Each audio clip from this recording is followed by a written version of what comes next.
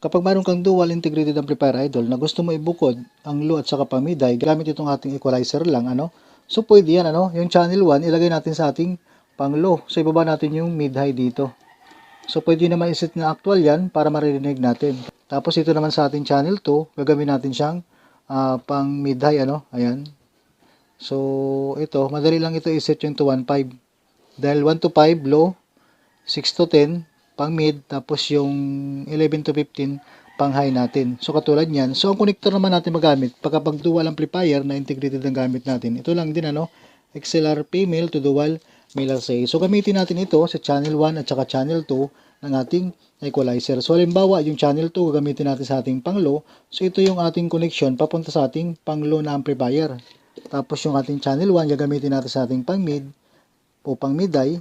Output lang dito sa channel 1. Papunta naman ito ngayon pang mid-high na amplifier. So madali lang idol